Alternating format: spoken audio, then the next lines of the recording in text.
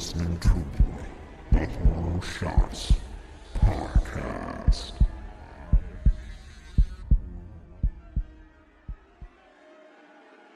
Hello again and welcome to another Horror Shots Podcast with me, Casey.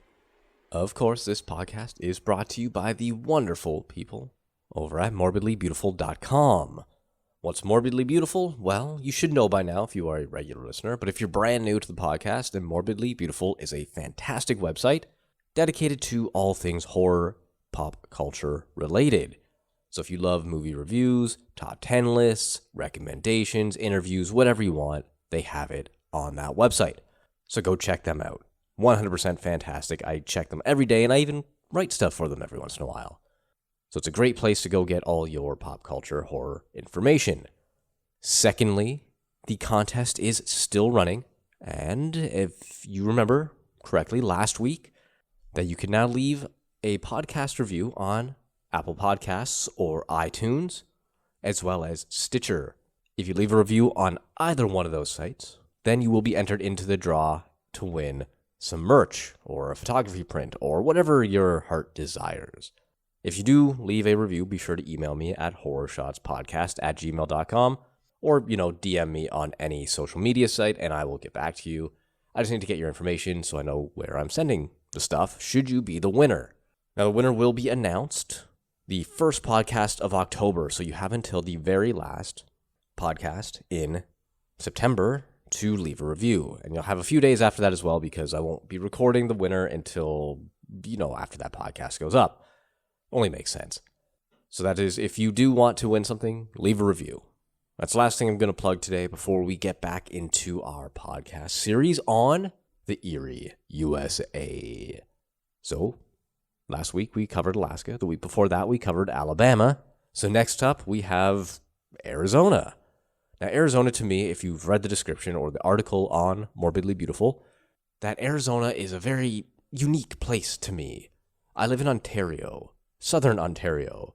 As beautiful as it is here, it is nothing like those southern states, especially the southwest ones, like the Arizonas, Nevadas, even parts of California.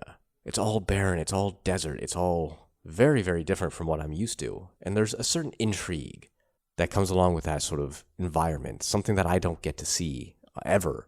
So I got kind of excited when I got to check out some of the urban legends of Arizona, of which there are many. Arizona is one of those places that has a rich history and rich culture, both in terms of the native tribes who live there, such as the Navajo, or even the settlers that crossed the country in order to expand and survive. There's a ton of stories about ghosts and hauntings from the days of the gold rushes, where people travel literally across country on a carriage in order to hopefully find that little piece of gold that will make them rich. But I had to focus on something a little more supernatural, a little more tangible, if you will. And I do recall doing something like this a long time ago, called the Wendigo. Now, I did a podcast on the Wendigo, about a year ago at this point now, and it was a fun podcast, but I didn't get all the information I really wanted. And I figured, what better time to revisit that than when I get to look through the Erie, United States? And it turns out that the Skinwalker has a very, very prominent presence within Arizona. So I do have a few different sources and a few different stories, so this podcast may run a little bit longer than the other parts of the Erie, United States up to this point, which run about 15 minutes or so. So this one might be a little bit longer, so buckle up. This one comes from legends.atavist.com, and it is all about the Skinwalker. It starts with a small warning, and it says, before we get started, there must be given the following advice, which according to legend, comes straight from the Navajo people themselves. Quote, the first rule of Skinwalkers is, you don't talk about them. Period. When it comes to these beings, try not to think about them too hard, and whatever you do, never say the name out loud. So we're going to break that rule right now. The name alone hints of something which could raise the hair on your arm with the supernatural. There are many Navajos who firmly believe in the existence of Skinwalkers and refuse to discuss them publicly for fear of retribution because they believe the beings walk freely among the tribes and secretly can transform under the cover of night. In Navajo cultural beliefs, witchcraft itself is regarded as a taboo subject because it deals with concepts and objects surrounding death. Therefore, meaning the Navajo people are strictly prohibited from ever speaking of such things. Skinwalkers are most commonly encountered near native reservations, though they have been seen all over the United States. The best documented skinwalker beliefs are those of the Navajo, Yenaldushi. The Yenaldushi are said to be evil human beings who have gained supernatural power by having murdered a close relative. By committing the cultural taboo, these, what have been called witches, can become a skinwalker. This ability allows them to be able to transform themselves into animals where they would appear slightly too large, disproportionate, have red glowing eyes, and place curses upon people. Those who've reported seeing skinwalkers say they are slightly deformed in their animal state with a dull and unreflective eyes, as opposed to real animals which generally have a glisten or a glint to their eyes when light is shined upon them. Although a skinwalker possesses the ability to assume the form of any animal, it is most often reported in the forms of a few key carnivorous animals, such as a coyote, a fox, an owl, a crow, or a wolf. Actually, the Navajo term, Yi Naldushi, literally translates to, with it he goes on all fours. This is a reference to the special ability to transform into a four-legged animal. According to most modern descriptions, this seems to be the only real determinant for defining someone as a skinwalker. According to University of Nevada, Las Vegas anthropologist Dan Benishik, who specializes in the study of Native Americans of the Southwest, says, quote, "Skinwalkers are purely evil in intent. I am no expert on it, but the general view is that skinwalkers do all sorts of terrible things. They make people sick, they commit murders, they are grave robbers and necrophiliacs. They're greedy and evil people who must kill a sibling or other relative to be initiated as a skinwalker. They supposedly can turn into were animals and travel in a supernatural ways." Navajo Rangers are one of the few who will respond to paranormal cases since regular law enforcement does not give much credence to the report of paranormal activity. Rangers John Dover and Stan Milford over the years together managed a section called the Special Projects Unit that sometimes took paranormal reports from Navajo people. Navajo Rangers are well-trained officers of the law, but no amount of training could apparently prepare them for some of the strangest reports of the unusual paranormal suspects they were to come across. Dover and Milford say that they have rolled on reports of the usual paranormal suspects such as ghosts, Bigfoot, and UFOs, and they have also investigated sightings of creatures of Navajo lore such as skinwalkers. Dover apparently made it to the rank of lieutenant before retiring and was in charge of supervising the Arizona and Utah state side of reservations. It is also worthy to note that he did once say that paranormal cases only account for probably less than 1% of all their investigations, but 1% is still a percentage and is still kind of interesting. I'd like to talk to that guy one day. I probably never will get the chance, but, it'd be fun. The second source I have here caused me a little bit of strife. I'm not 100% sure I should be using it as it seems to be a very personal account of skinwalkers from the website The Phoenix Enigma, and it's written by a guy called Corey Daniels, who is a certified interpretive guide. He also does research on the side as well, and everything on his website is in the first person or first-hand account of what people have told him. So I don't feel super comfortable reading it verbatim like I do some other sites, but I'm going to do my best here because everything on here is very interesting. And he says that in 1999 or 2000, he was at a campfire gathering near Wickiup in Arizona. A number of people were invited, including himself and some other men who happened to be Navajo. It was an evening just like any other, and as it wound down and most of the people left, he did take the opportunity to ask some of the Navajo who were invited about skinwalkers. Seems a little random to just ask somebody about skinwalkers, but it was his passion, I guess you could say. Now, the first account here comes from a place called Cameron, Arizona, and to the west of the town, up in the mesas, lived a woman who everybody knew was a skinwalker. His mother had told him to stay away from the area, and if he or his friends ever saw her, they were to run away. He said that one day, while walking with some friends, one of them pointed up to a mesa where they saw the woman standing on a cliff. He surmised the cliff to be at least 100 feet tall and was in broad daylight. they watched her just stand there, staring out over the cliff into the desert beyond for some time. Then, all of a sudden, she stepped out of sight and floated to the bottom, where they lost sight of her.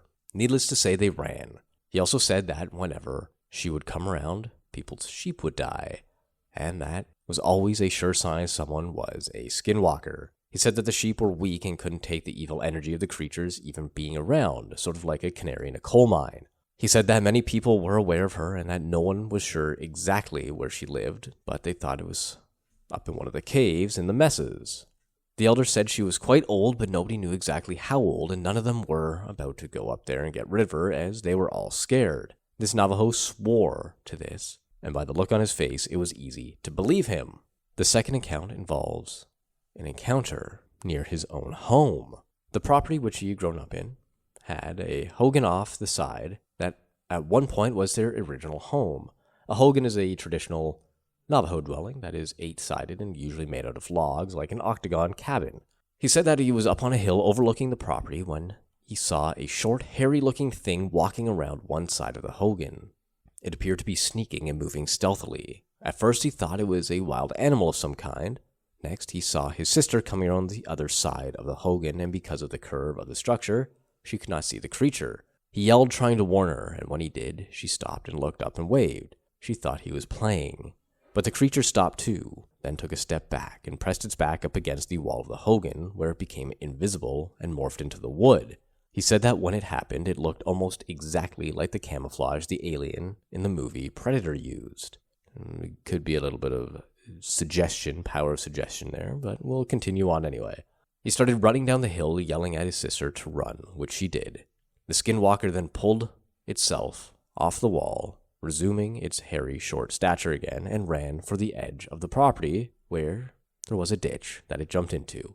He stated that he had never seen anything run so fast in his life, and that it wasn't any coyote or deer, and that it ran on 2 legs. He told his family about it, and they called a medicine man to come perform a cleansing. The last story I have for you here comes from the same website, and it comes from the third man at that campfire that night. And it began with him telling the story of how he was at home drinking with a couple of buddies one night, and they got the bright idea to go kill a skinwalker because when you drink, you have fantastic ideas. Nothing beats the bottom of a bottle when it comes to creativity. His friend said that he knew where one had been seen recently, and that there was a good chance it was still around. They grabbed a 12-gauge shotgun and a knife, and the 3 of them left for the desert. He said that his mother was carrying on, trying to get them to stop, telling them that this wasn't a game, but they left anyway. When they got to the area where the Skinwalker was supposed to be, he jumped back into the truck with the shotgun. The other friend held a spotlight, which he was scouring the desert with, and the third one drove. After a little while, they saw something in the spotlight. He said that it was short and hairy and around 4 feet tall, and it was moving fast on 2 legs, occasionally going down on all 4s, then back up to 2. He told me that he was in disbelief when he first saw it, and that he really didn't expect to see a skinwalker, as he never really believed in them, and was just showing off for his friends.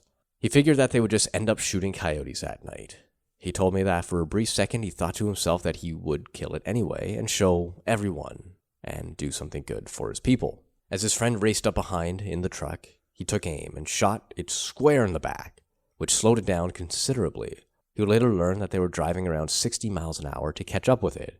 As the truck caught up with it, he jumped out of the truck with his knife and tackled it, stabbing it multiple times. He said after that, everything was a blur of fur, blood, and pain as he was rolling and wrestling with the thing. He said that he felt a sharp pain in his abdomen, and at some point, then he felt the wetness. He looked up and was staring the thing straight in the eyes. He said that they were indeed red, like the legends, and that it was the evilest presence he had ever witnessed. By this time, his friend had circled the truck around and was coming back upon them. The creature jumped off of him and took off running again. Now, during the storytelling, the man lifted up his shirt and showed a scar that looked like a mountain lion had raked him from just below the left pec to his lower right stomach. He said that it was the dumbest thing he had ever done in his life, and warned everybody against the curiosity that they may have towards the Skinwalker. He told the group to just trust that they were real and were not to be played with. He said this took place around the Cayaneta area. Further on down the article, he does go on to state how you can kill a Skinwalker. It is said that one way to kill a skinwalker is to discover its identity, and it is for this very reason skinwalkers are reputed to be extremely secretive.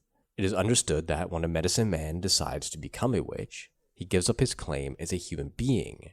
It is understood that he has chosen evil over life at this point and is no longer protected by law and may be killed at will. It is said that to kill a skinwalker, one must learn its name, take it back to its home, and yell the name for all to hear. Once this is done, the skinwalker will soon die of a disease or misfortune.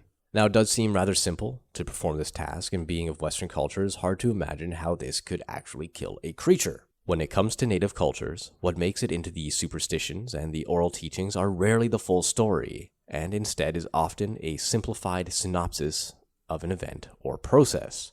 Certain things are simply understood in their culture, and often no thought is given as to detail or methodology during the delivery process of these ancient accounts. Furthermore, on the site, it does go on to say that there might be a connection between the cryptid and the geography. Now, he goes on to say that you can't help but notice that the primary tribes which harbor belief in skinwalkers all happen to be located in the same geographic area. That area being Utah and south of the Grand Canyon, then east into New Mexico, or easier yet, the area known as the Colorado Plateau. This huge plateau includes such national parks as Zion, Bryce Canyon, Goblin Valley, Valley of the Gods, Monument Valley, Arches Natural Bridges, Canyonlands, Chaco Canyons, Mesa Verde, and dozens more, each of them isolated in some of the roughest country the U.S. has to offer. Could it be possible this phenomenon occurs in this area due to its geological makeup, or is it simply cultural, primitive stories extending to cousin tribes, recited over campfires to scare the children into staying close to the camp, and perpetuating down through the oral tradition? However, it does seem interesting that a lot of these sightings take place in the same general area. Last week when I looked at the Alaskan Triangle, or vortexes, or whatever you want to call it, the geography and the geological makeup did come up there as well. Now, a lot of people say that it is a very rough area to navigate through, and that's why everybody goes missing when they travel through there. And now we have the different geography in Arizona or those southwestern states that kind of play into the legend of the Skinwalker. Now, there's no denying that the Earth has a very powerful force about it, be that natural or supernatural, and perhaps these creatures and supernatural or paranormal events are drawn to these locations. Now, why is it that the Skinwalker is closer to Arizona and closer to the deserts than it is to, say, the wilds of Oregon or the mountainous regions of further east in the Colorado area? As I explore more states, maybe more of these strange little connections to the world and the earth and geography will present themselves. Only time will tell, and next week I will cover the very next state in alphabetical order, and that would be Arkansas. So, until next week.